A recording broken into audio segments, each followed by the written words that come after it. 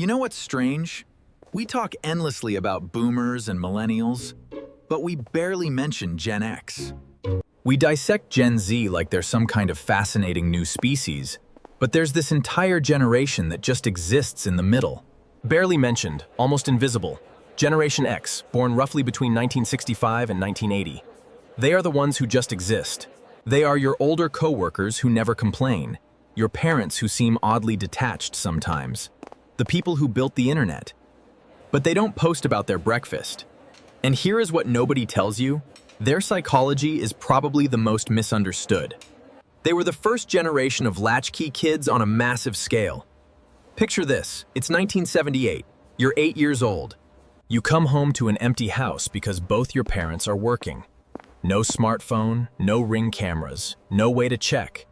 You let yourself in, make yourself a snack, do your homework alone, and wait. A study found that by 1984, 7 million kids were unsupervised. That's an entire generation learning that you can't always count on someone being there. That empty house did more than make them self-reliant. It drilled in the idea that actions have real consequences, ones you can't talk your way out of. When parents showed up, you knew where you stood.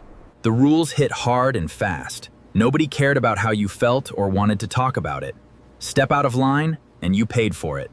Psychologically, this created what researchers call a high contingency environment, where actions and outcomes were directly linked without buffer time. Which is why Gen X tends to think 3 steps ahead in ways that baffle younger generations. They grew up watching their parents talk a big game about stability, then turn around and rack up divorce rates through the 70s and 80s. They saw people give their all to companies, only to get pink slips when layoffs hit. Everyone told them, work hard, follow the rules, and life will work out. But then the rules just changed right in front of them. So psychologists might call it defensive pessimism. But Gen X, they just call it being realistic. It's not that they're cynical exactly, it's more like they built up this emotional armor.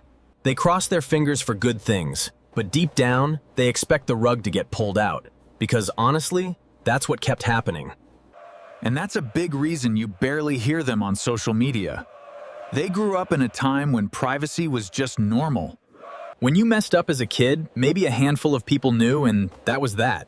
No phones, no viral videos, just some awkward memories. The idea of blasting your life out for strangers to see, that doesn't feel exciting to them. It feels risky. It's about learning early on that privacy is safety.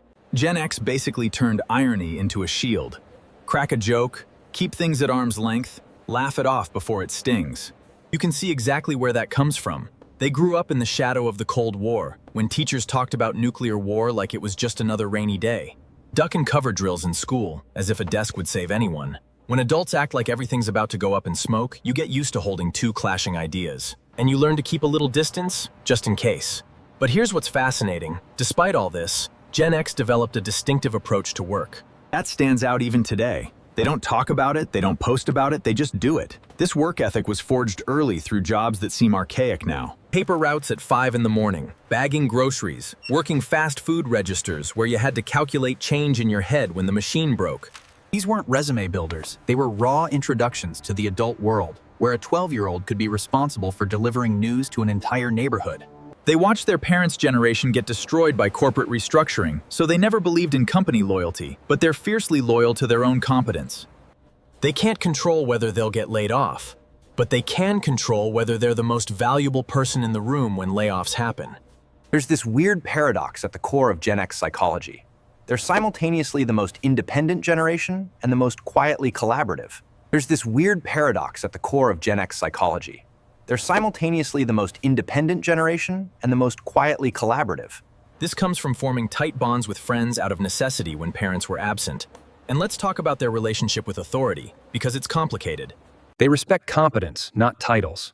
If you've earned your position through actual skill, they'll follow you anywhere. If you're just someone with a fancy job title Who doesn't know what they're doing? They have zero patience. Gen X questions authority because they watched incompetent authority figures make terrible decisions their entire childhood. From Watergate to Iran-Contra to the fumbled AIDS crisis they faced serious economic headwinds that their parents' generation hadn't experienced. The youngest Gen Xers graduated college right into the dot-com bubble burst.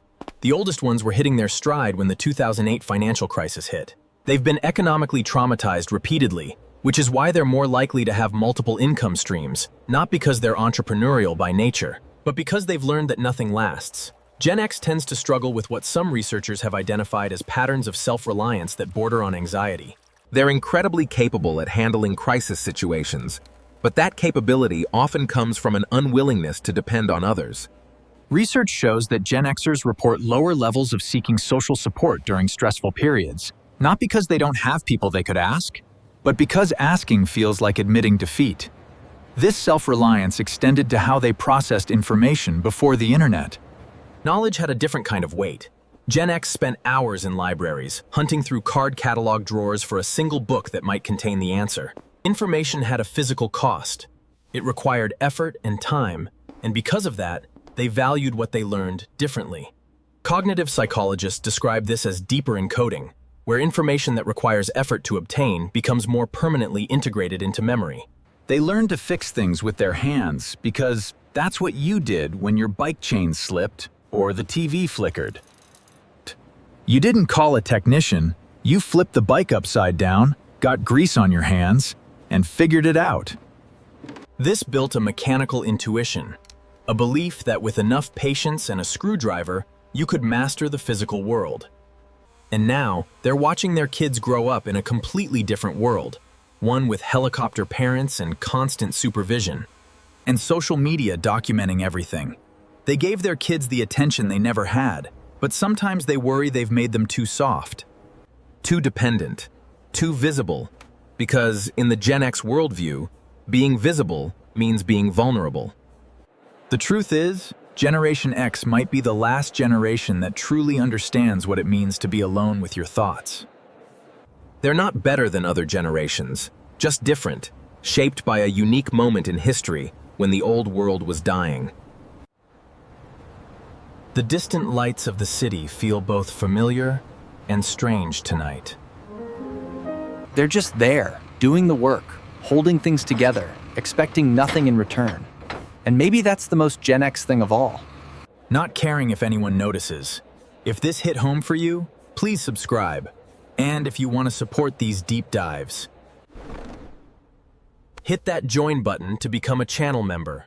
I would genuinely appreciate your support.